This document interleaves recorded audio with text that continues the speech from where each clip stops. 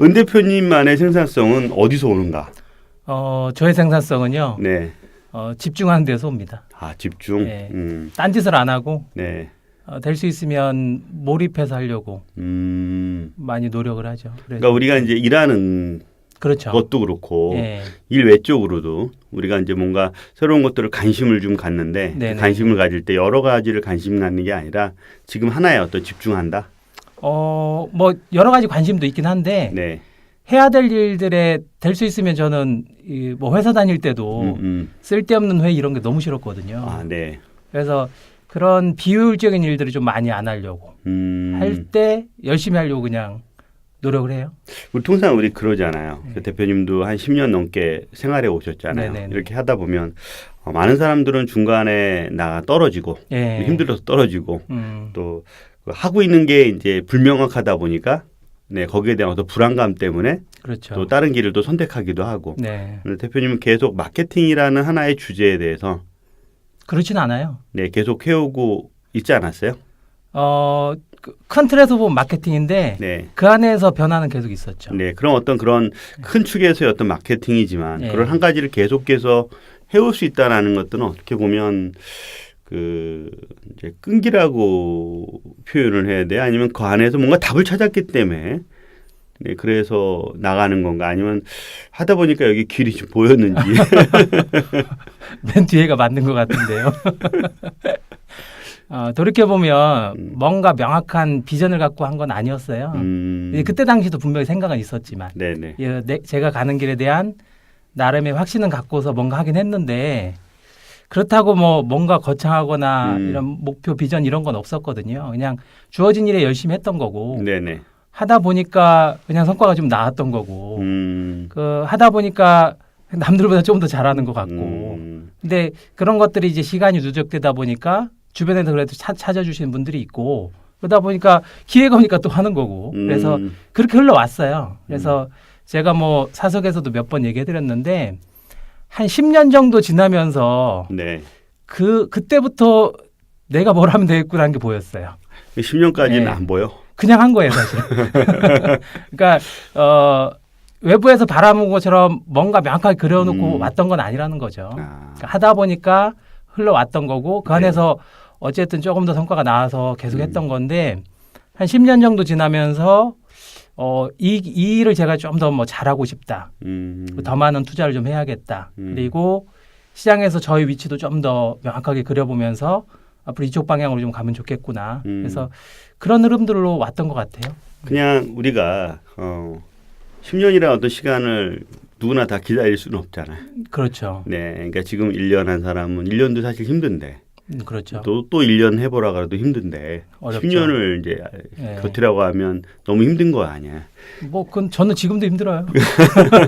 그렇다고 하면 그런 어떤 10년의 어떤 과정들을 또 네. 다른 분들한테는 10년은 아니지만 그래도 5년 또는 3년 정도로 이렇게 좀 단축해서 할 수 있는 방법만의 또 은 대표님만의 노하우가 그런 있다면 제 주변에는 이렇게 뭐 강의나 컨설팅 이런 기업들이 많이 있어요. 그리고 또 많이 조언도 해드리는데 돌이켜보면 저한테 하라고 하면 저는 못할 것 같아요, 지금은. 이거 말은 해줄 수 있는데. 네. 그래서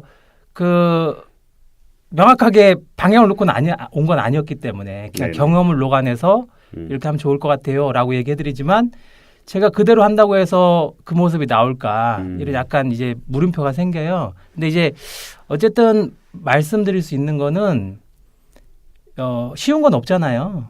뭐 직장인이라고 싶나요? 뭐 주부라고 싶나요?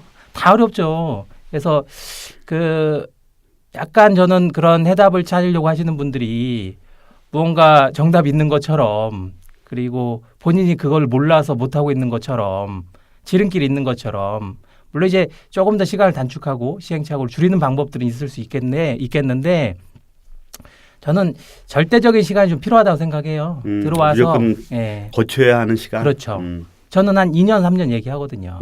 되든 안 되든 와서 그냥 있는 게 아니라 열심히 그냥 공부하는 거면 공부 열심히 하고 뭔가 하는 거 열심히 하면서 주변의 사람들에게 내가 이 일을 한다는 걸 열심히 알리고 그러면 이제 주변에서 본인이 기본적으로 성실하고 실력이 어느 정도 평균치 이상만 된다면 주변에서 도와주기 시작하고 그런 것들이 누적돼서 뭔가 되는 거지. 모든 일이 뭐 다 그렇지 않겠어요? 1인 기업만 그런 건 아닌 것 같고 그래서 1인 기업으로서 조금 더 본인 색깔을 명확하게 하고 뭐 시간을 투자하는 그런 것도 있지만 저는 개인적으로 돌이켜보면 해답은 없다. 그냥 와서 열심히 하는 것밖에는 저는 이게 맞는 말이지 않을까 하는 생각을 요즘 좀 합니다. 우리 예전에 그런 얘기 한 적 있잖아요. 네. 어떻게 보면 어느 한 시점이 되니까 이제 10년이라는 시간이 이제 네. 거쳐왔어요. 네. 거쳐왔는데 그 거쳐오고 나니까 이런 것들을 내가 했고 안 했고의 차이가 있는 것 같아요. 있죠. 한 것도 있고 안 한 것도 있는 거죠. 네. 네, 했기 때문에 얻어지는 이익들도 있었던 것 같고 어떤 것들을 했는데 그걸로 인해서 손해를 본 것도 있는 것 같아요. 글쎄 뭐 엄청나게 큰 시도를 하지 않았기 때문에 그러면 만약에 이제 그런 것들 중에 딱 하나만 이야기해 줄 수, 이거는 꼭 하는 게 저는 글쓰기입니다. 글쓰기. 예. 뭐 어쨌든 제가 10여 년 이상 정도 살아왔던 그러니까 1인 기업으로 어쨌든 생존했던 가장 큰 밑거름을 얘기하라면 저는 글쓰기예요. 글쓰기. 예. 그래서 실제 그 글을 써보면 제가 알고 있는 게 얼마나 보잘것없는지를 절감하게 되잖아요. 그러면 더 공부하게 되고 여러 가지 찾아서 뭐 실무도 경험하고 하면서 글을 쓰면 내 생각이 논리적으로 완성이 되거든요. 네네. 분명히 부족한 점은 있긴 하지만 근데 그렇게 뭐 짧게는 4시간, 6시간 뭐 하루 종일 걸려서 한 꼭지를 써도 쓰면 그 당시에는 뭐 이게 아무것도 아닌 것 같지만 하나의 사건을 나의 시각으로 글을 쓰면 이게 강의할 때 툭툭 튀어나옵니다. 뭐 의도하지 않았던 건데 어쨌든 고민했던 거라 사례로 잘 나와요. 잘 나옵니다. 그래서 이 강의를 위해서든 컨설팅도 마찬가지예요.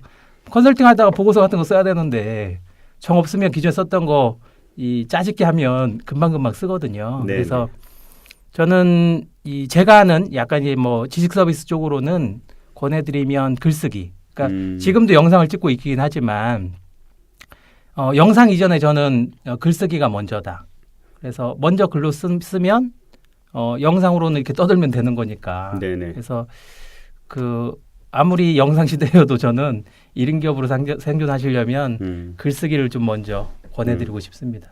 그 하나만 더 네, 이렇게 보면 우리가 이제 관계라는 말 이렇게 중요하다고 네, 많이 하잖아요. 중요하죠. 네. 네, 근데 관계라는 자체가 중요하지만 어떻게 풀어야 하는지는 잘 모르잖아요. 그러니까 네. 모든 사람한테 친절해야 돼. 그건 관계가 좋은 건 아니잖아요. 그렇다고 해가지고 모든 사람한테 불친절할 수도 없는 거고. 그렇죠. 그러니까 뭔가 또 관계라는 또 선 자체가 조절하는 게 은 대표님만의 어떤 그 관계를 이렇게 뭐 리듬일 수도 있고요. 만들어가는 또 노하우일 수도 있고 그게 있는지. 글쎄요.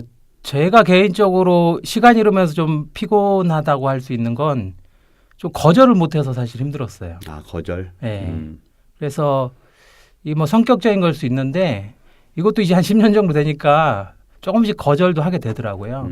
그리고 어쨌든 저는 한 10년 정도 기점 지나면서 제가 해야 될 일과 하지 말아야 될 일들이 좀 찾아지면서 제가 어떻게 가지 말아야 될 시장으로 결정한 일들은 될 수 있으면 좀 거절하는 편입니다. 그러니까 인간적인 관계를 떠나서 네네. 제가 미래에 좀 가고자 하는 시장을 좀 어느 정도 정해놨기 때문에 그 길이 아닌 것들은 일적으로는 어쨌든 좀 정리를 좀 하고 있는 중이에요. 그래서 기준점이 된다면 본인의 방향성이지 않을까 생각을 해요. 본인이 가고자 하는 그 방향성에 맞춰서 네네. 관계도 늘려가는 거고 아니라고 하면 저는 그냥 뭐 우리 뭐 CEO 모임 같은 데 가서 명함 주고받고 이런 것들은 개인적으로 별로 안 좋아하거든요. 그런 모임 자체를 부정적으로 보는 게 아니라 서로 뭔가 기여가 있을 때 그런 것들도 다 비즈니스로 이어지는 거기 때문에 그냥 본인의 방향성을 놓고 관계도 형성하면 되고 네네. 결국